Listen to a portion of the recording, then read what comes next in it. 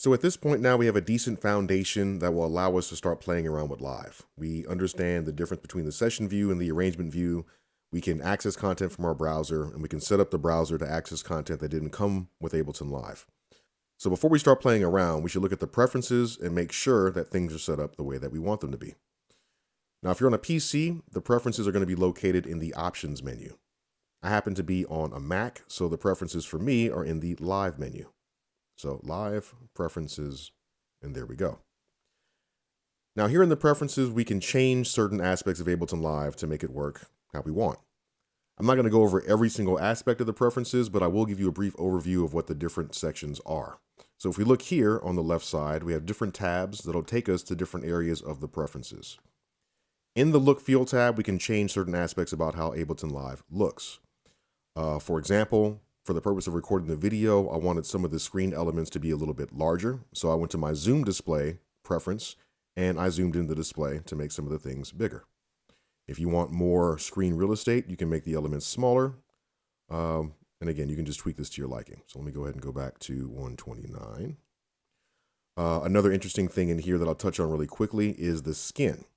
There's various skins that you can use for Ableton Live which change the color scheme of the interface. Right now I'm using the default skin. If I go here, I have a few different skins to choose from. That's the default skin from Live 8. That looks so old now. And we have a few different ones here. See a lot of people using this disco skin. Now what's nice about these skins, let me go back here, is that once you choose one, you can tweak it to your liking by adjusting the brightness and the color intensity. So for instance, I'll adjust that, adjust the brightness, and can pretty much tweak these how you want. There's also a ton of skins that you can find online and download. But again, that's subject for a different video at a different time. So that's the Look and Feel tab. Now the Audio tab is extremely important. If you have an audio interface, you're going to want to make sure that that audio interface is set up properly to be your audio output device. And if you plan on recording anything, you also want it to be set up as your audio input device. If you don't have an audio interface, then you'll simply be using the built-in output for your audio output device. So if I scroll down right here, built-in output is right there. Now I'm not using that because I have an audio interface connected, but I'm just saying if you don't have an interface, you'll choose built-in output for your audio output device. For your audio input device, again, if you're planning on recording anything, you want to make sure that your audio interface is set up. If you don't have an interface, you can choose to record from your computer's built-in microphone. Just be careful because if the built-in microphone is enabled and you record to a track and your computer speakers are on, you can create a lot of feedback. So you want to be careful about that. We'll discuss some different scenarios a little bit later. If you're on a PC, the driver type is also going to be pretty important. Typically, you're going to want to use an ASIO driver, ASIO. If you're on a Mac, you'll just be using the core audio driver because that's just what it is. So just keep that in mind. Again, this is really more important for PC users. You're going to want to use an ASIO driver. If you have an audio interface, generally it's going to come with the driver. If not, you can download ASIO for All, which is basically a generic driver, which should give you lower latency and just better overall performance.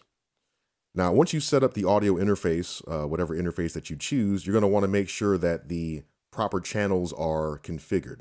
So, for example, I'm using an audio interface called KMix, and my KMix device has 10 individual outputs.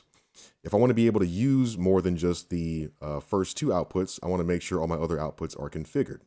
So here it says Output Config. If I click on this, I can enable or disable any of the stereo pairs of outputs or any of my individual outputs here. Right now, everything is enabled. If I want to disable something, I simply click on it and gray it out. I'll leave all of these on because why not? Below that, we have our sample rate. 44,100 is the sample rate of CD quality audio. Generally, this is going to be fine. If you're going to use higher sample rates, hopefully you have a reason to. Right now, we're going to stick to 44,100. And latency. This is another really important thing here. Now, when we're talking about latency, we're talking about the amount of time it takes for you to do something and then actually hear the result. So for instance, if I had a MIDI keyboard connected and I wanted to play a virtual grand piano instrument in Ableton Live, from the minute that I press the note on my keyboard to the point that I actually hear the sound play back, the amount of time in between those actions is generally going to define the amount of latency in my system. Now, if there's a really big delay between you pressing that note and you actually hearing the sound, then your latency is probably too high. You can adjust the latency by adjusting the buffer size right here. All right. The smaller the buffer size, the lower the latency. But the lower the buffer size, the more load on your CPU. If you look in the upper right-hand corner of the screen, there's a percentage right here. And this is telling you the current load on your CPU. Generally, you want to keep this, at a maximum. You want to keep this below 80%. Once you get over 80%, things start to get really wonky. You can get audio dropouts. The screen redraw rate gets really slow, so things look like your computer's having some problems. You generally want to avoid getting anywhere near 80% if you can. But I'd say at 80%, that's about as high as you can get before you start noticing some severe dropouts. So making sure that you have a decent amount of latency, meaning that your latency isn't too high, so that when you're playing things, there isn't this huge delay between what you're hearing. Balancing that between the amount of CPU load that's caused by having a lower buffer size, this is something that you're going to have to play around with. Typically, if you're recording something in real time, you're recording vocals or instruments, you'd want to do that with a lower buffer size so that you're hearing things more quickly. It's very odd to try to record vocals when you're hearing your vocals come back a half a second later. Now, if you're just playing things back, if you're mixing, if you're adding a bunch of effects, at that point, you could have a higher buffer size because you're not necessarily needing to hear things in real time. Your processing requirements might be higher because you're using, a lot of effects for your mixing. So in that stage, you can get away with a higher buffer size. All right, so that's something that you're going to want to play around with and experiment until you find the sweet spot. For me, 256 samples has been very reliable, and I haven't had any problems, so I'm going to stick with that. Now, below that, we have Link and MIDI. As of Live 9.6, I believe, Link was introduced. And Link allows you to basically sync up multiple computers or a computer and an iOS device and have those both use the same MIDI clock and be in sync, so then you can jam with other people and do this wirelessly. It's a really, really awesome feature. It's not something I'm going to touch on right now, but this is something that you can access in the MIDI page. My main concern with going here is that at some point, you're probably going to want to use a MIDI controller to control your MIDI instruments. So once you connect your MIDI controller, you'll be able to see it. If it's a popular MIDI controller, when that's pretty well known, it should show up here in this control surface area. You can see there's a bunch of different MIDI controllers that are already listed here. If the controller that you own is here, you can simply select it.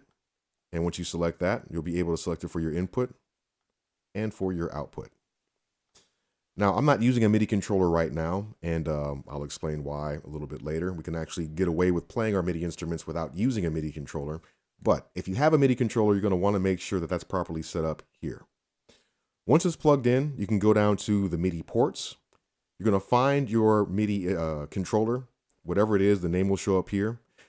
And we're going to want to make sure that the MIDI preferences are set up properly in this area. We have track, sync, and remote. So as an example, my K-Mix audio interface can also work as a MIDI controller. And if I was going to do that, I would use the control surface area here. So the input is basically saying what's being sent from our MIDI controller to Ableton Live. The output determines what Ableton Live is sending back to our MIDI controller.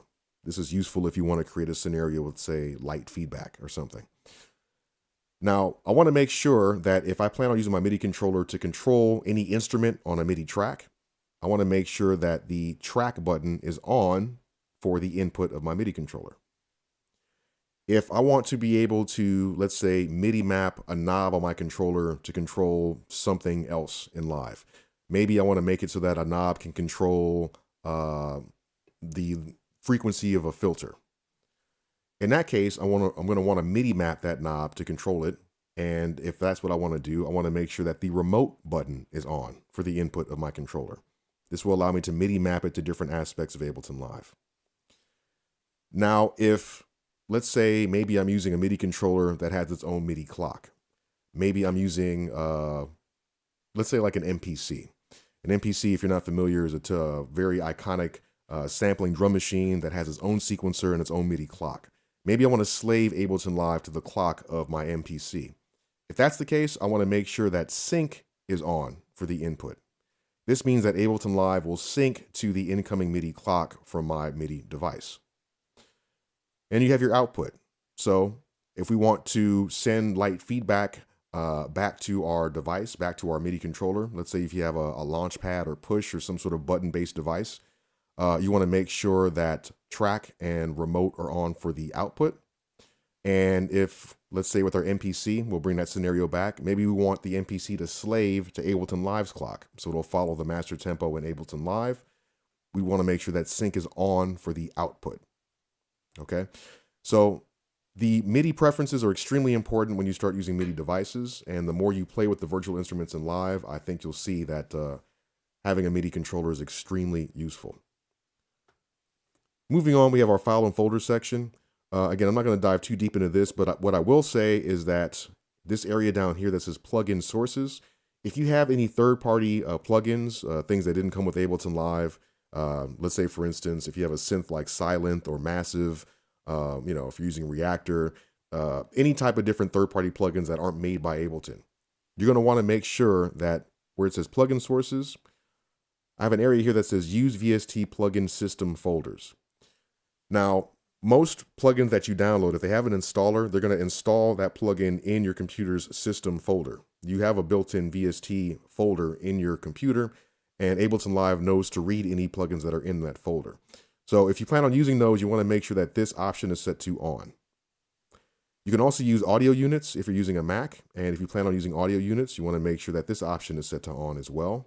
I don't typically use them, so I have this set to off. You also have the option of creating your own custom VST plugin folder. Let's say that you're using a VST that didn't come with an installer and you want to put that in a separate location on your computer. You can tell Ableton where that custom folder is by going down here, browsing for it. Once you set that custom folder, just turn this button on, and every time you start Live, it'll look in that folder to make sure that you haven't added any new stuff. So those are the main things I'm concerned with right now. We have the Record Warp Launch tab as well. This is going to be extremely important later, but I'm not going to touch on this too much right now. The default configuration should be fine for you. When this is relevant, we'll come back to it. So yeah, once your audio and your MIDI preferences are set up, and you set your Live up with the proper skin, the zoom level, you have it looking how you want, then we can finally start to dive in and create some stuff with this beautiful program.